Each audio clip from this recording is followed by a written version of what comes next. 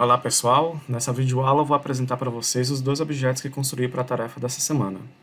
Antes de falar sobre as atividades, eu gostaria de ressaltar que a inspiração para o desenvolvimento dessas propostas surgiram ao assistir à videoaula Cubos que Giram, onde o professor Sérgio construiu uma malha de quadrados que poderiam ser selecionados.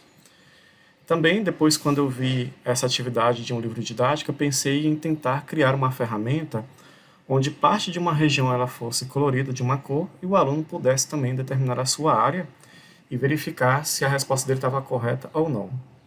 Assim, para a construção dessa ferramenta, eu utilizei procedimentos apresentados nas videoaulas dessa semana e da semana anterior. Bom, ao longo do desenvolvimento dessa atividade, também surgiu a ideia de construir um jogo como o Batalha Naval, também utilizando os recursos que nós vimos durante as aulas dessa semana. O funcionamento dele é bem simples. Nós temos aqui o botão limpar, que tem a mesma função que o botão criado na videoaula de cubos que giram. Tem um botão novo jogo, que cria uma nova configuração para a ferramenta aqui criada, além de limpar também caso os quadrados eles estejam selecionados, né? E tem essa opção de verificar, que será utilizado, né, ao longo do jogo. Eu pensei na sua aplicação de modo que seja possível para um ou dois jogadores poderem utilizar essa ferramenta. Por exemplo, no caso de um jogador, o processo consistiria no jogador selecionar os quadrados onde ele acha que não há uma bomba. Por exemplo, né, a gente poderia escolher esses locais aqui.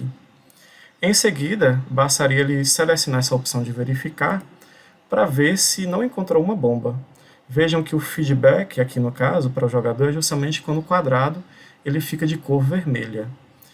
Estando azul, então, ele teve sucesso ao escolher esse quadrado. Bom, no caso de dois jogadores jogando ao mesmo tempo, eu pensei na prerrogativa de que eles devem deixar a opção verificar selecionada em todo momento e que cada jogador selecione um quadrado de cada vez. Ou que um jogador possa prosseguir selecionando um novo quadrado até que se torne vermelho, passando a vez para o outro jogador. Eles podem ir também contabilizando quantos quadrados de cor azul foram encontrados e verificar ao final quantos pontos, né, eles alcançaram. Por exemplo, igual aqui, se eu fosse o primeiro jogador, eu escolheria essa casa aqui. Como eu acertei, né, não encontrei uma bomba, então vou prosseguir. Aí, por exemplo, eu vou selecionar esse quadrado aqui. Novamente, né, não encontrei nenhuma bomba, passo para o próximo, seleção, e aí vou escolhendo até que eu ache um quadrado vermelho. Como eu achei aqui, agora então é a vez do segundo jogador, onde que ele vai escolher um quadrado aqui da nossa malha. Vou selecionar aqui, por exemplo, aqui então já perderia, voltando novamente para o primeiro jogador.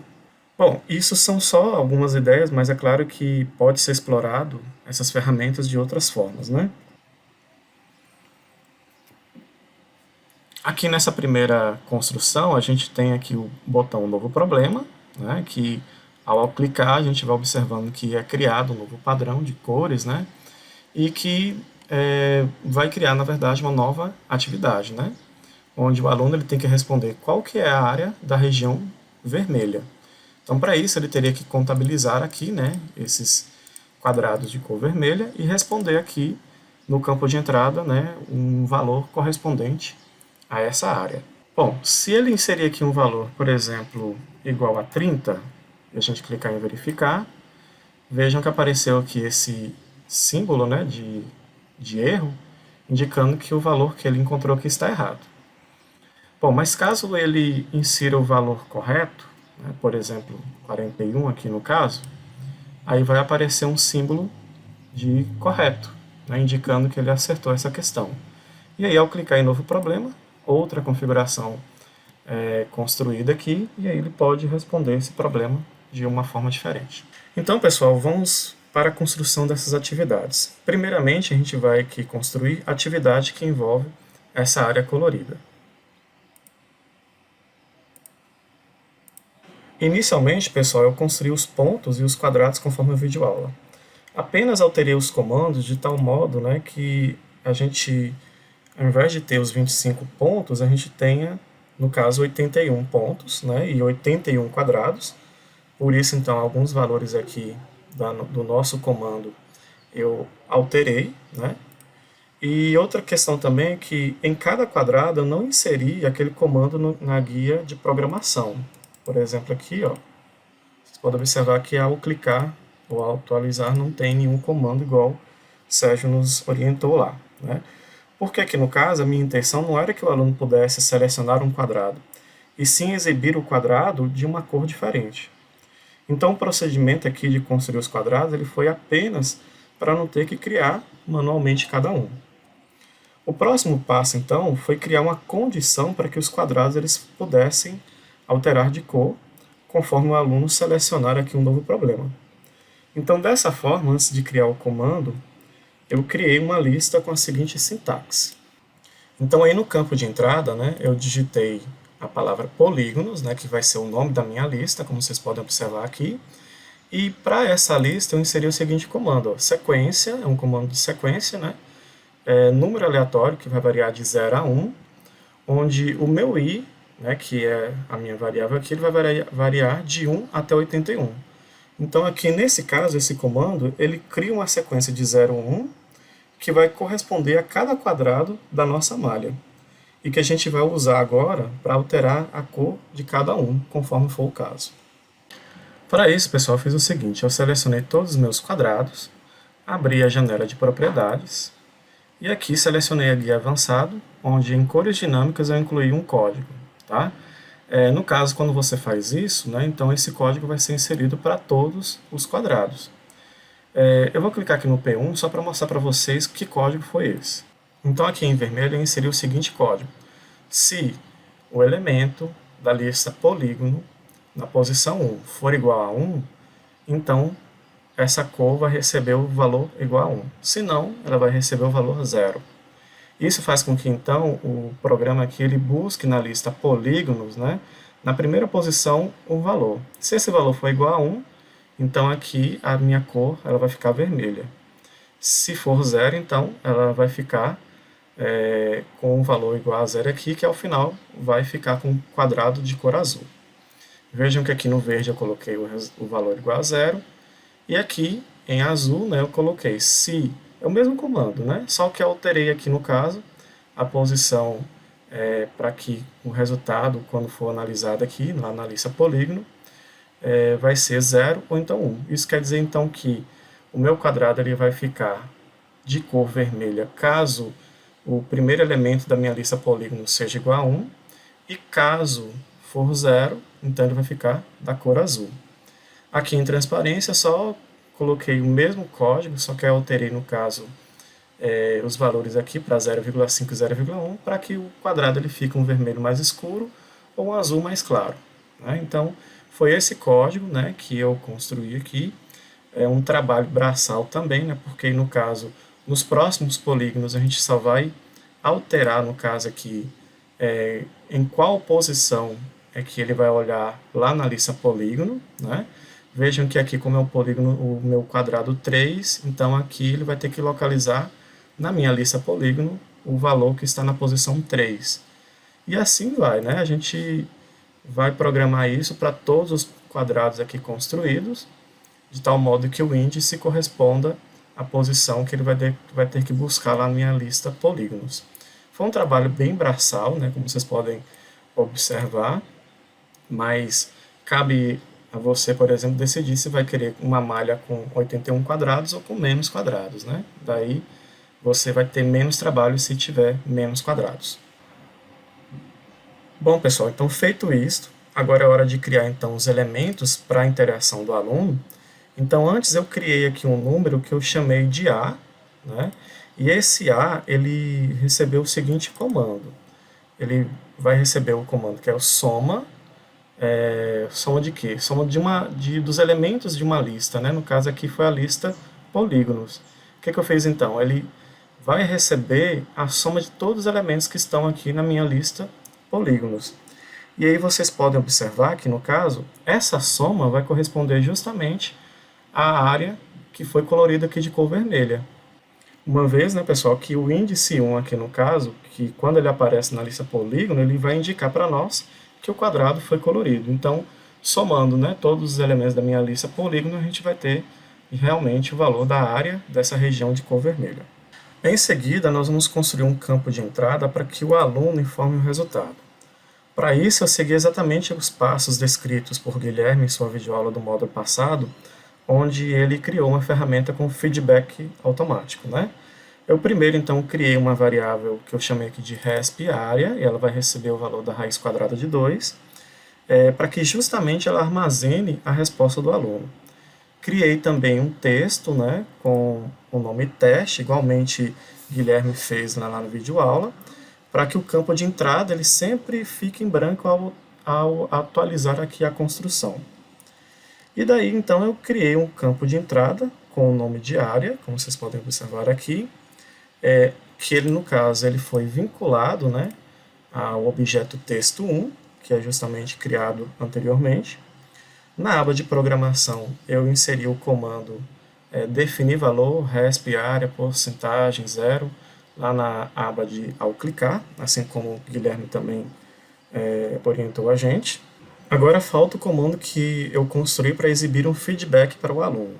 Dessa forma, então, eu construí uma caixa para exibir e esconder um objeto, com o nome aqui de verificar, né? E foi só isso. Vocês podem observar aqui que na janela de propriedades, né, ao atualizar não tem nada, nem avançado também não tem nada. Simplesmente foi só uma caixa para o aluno selecionar, para indicar se a resposta dele está verdadeira ou não. Então, aí, nesse caso, vocês podem observar também que na janela de álgebra, que esse objeto ele foi criado aqui com o nome de B, né? Ele alterna o seu resultado entre verdadeiro ou falso, conforme você seleciona aqui a caixa de seleção. E é justamente esse resultado que a gente vai utilizar para exibir esse feedback aqui, né? Que é o símbolo ali de um X ou então um símbolo de incorreto. Então, pessoal, após isso eu criei dois textos, né? Um com o símbolo de correto, para que seja exibido quando o aluno acertar, e o outro com esse símbolo de X, né, que para ser exibido quando o aluno errar o valor da área. Nesse caso aqui, a única coisa que eu acrescentei para cada um desses textos foi uma condição para que eles sejam exibidos. Isso aqui na guia avançado. Vejam que aqui para o objeto que é o símbolo de correto, eu coloquei o seguinte: se o meu aluno selecionar, né, o botão aqui de verificar, que é justamente o valor booleano B, né, ou seja, se ele for verdadeiro, e se a resposta que ele obteve for a correta, né, que é justamente o valor que é armazenado aqui nesse valor booleano B, desculpa a resposta, então ele vai ser exibido. Então ele vai verificar, né, se esse objeto foi selecionado e se a resposta dele é correta. Então, atendendo a essas duas condições, aí é exibido o símbolo do correto. Em caso contrário, né, ele vai exibir o símbolo de incorreto. E aí, no caso, eu coloquei a condição que for o B e, no caso, o valor da resposta se for igual a falso. Né? No caso aqui, esse símbolo é tipo a negação do valor contido lá no valor booleano resposta. Né? Então, aqui no caso, para ter escrito esse comando, eu digitei apenas o símbolo de exclamação e a palavra resposta. E aí, quando eu cliquei em Tab, ele simplesmente alterou para essa estrutura aqui. Então, aqui ao final, eu só construí esse novo botão com o nome Novo Problema. Aqui na guia Programação, ao clicar, eu tenho esses códigos aqui. O primeiro deles aqui é para atualizar a construção, ou seja, para que seja redefinido aqui as cores dos meus quadrados e a gente ter uma nova situação para o aluno determinar o valor da área. Em seguida, definir valor texto1 igual a vazio, né? E também definir valor resposta área igual a SQR2, ou seja, raiz quadrada de 2. Foram os mesmos comandos que o Guilherme também orientou a gente a construir na videoaula anterior. E definir valor de B igual a falso, ou seja, para que o comando verificar ele não esteja selecionado quando o aluno clicar em novo problema. Então foi basicamente isso aqui que eu utilizei para construir essa ferramenta. Então agora a gente vai ver como é que foi feita a construção do jogo, onde ela é bem simples. Então, pessoal, aqui a gente tem a nossa ferramenta do jogo, né? Você deve inicialmente construir os quadrados da mesma forma que foram mostrados na videoaula, ou seja, você vai construir os pontos com aquele comando que Sérgio nos mostrou lá, da mesma forma eu fiz aqui, tá? Você vai construir também cada quadrado, né, conforme aquele comando lá que Sérgio também nos orientou. Então aqui eu resultei nesses quadrados de P1 até P25, né? Vai construir também a lista vazia, que ele chamou lá de lista B, né? E configurar cada quadrado com aquele código que ele exibiu lá para nós também. Que no caso fará com que o aluno aqui selecionar, né, um desses quadrados, o índice desses quadrados seja incluído aqui na nossa lista B. E por fim a gente vai criar, né, o botão de limpar com a mesma configuração lá, ou seja, que na guia programação ao clicar, definir o valor da minha lista igual a zero, né, ou vazia no caso. Então foi dessa forma que eu construí aqui no início. Como vocês já devem ter percebido aqui, na minha janela de álgebra, né, eu construí um outro conjunto de quadrados com o índice A. Então ele vai variar de A1 até A25 também, né, com o mesmo código que a gente construiu os quadrados aqui de P1 até P25. Só que esses quadrados aqui eu construí uma condição para que eles possam ser exibidos. Antes de mostrar isso, eu construí uma caixa aqui para exibir e esconder objetos, que no meu caso eu chamei de verificar, né? E ele foi adicionado aqui na minha janela de álgebra como um valor booleano, né, identificado com a letra A.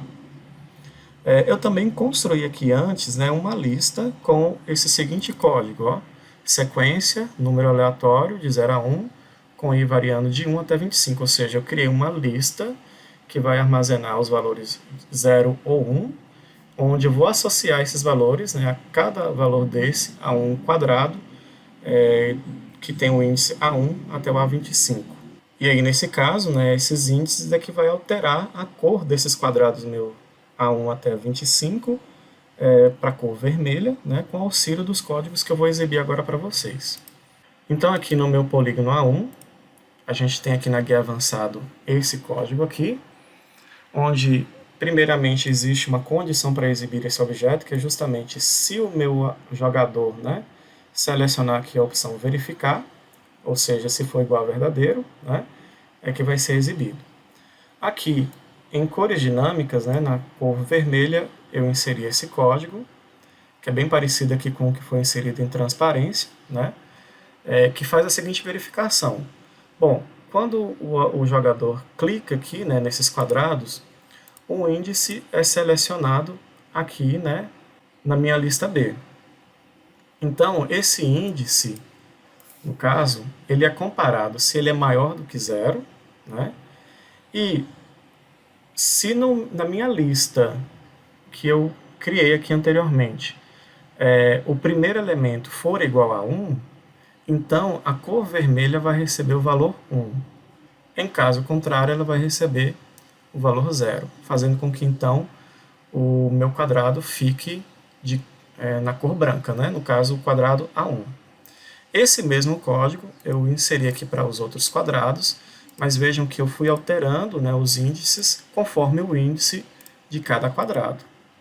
Então aqui foi um trabalho braçal também, né, porque a gente precisou fazer essas alterações aqui manualmente. Bom, feito isso, a última coisa que nós temos que criar é o botão Novo Jogo. Vejam aqui que dentro da guia Programação, ao clicar, nós temos esses códigos aqui. Então, o primeiro código que nós temos aqui é atualizar construção, que vai fazer com que um novo jogo seja iniciado, fazendo então com que os quadrados onde contém as bombas elas sejam posicionados em novos locais. Definir valor de B para vazio, ou seja, a minha lista ela vai ser zerada, também fazendo com que os meus quadrados sejam desmarcados, né? No caso ainda nós temos esse último comando, que é o definir valor da minha caixa de seleção igual a falso, porque no caso, se o jogador estiver selecionado e você clicar aqui em novo jogo, ele vai desmarcar essa opção aqui para que ela não exiba, né, no caso, a resposta do jogo. Então é isso, pessoal. Qualquer dúvida que vocês tiverem, podem perguntar lá para mim no fórum, que eu vou tentar responder vocês o mais breve possível. Até Até mais!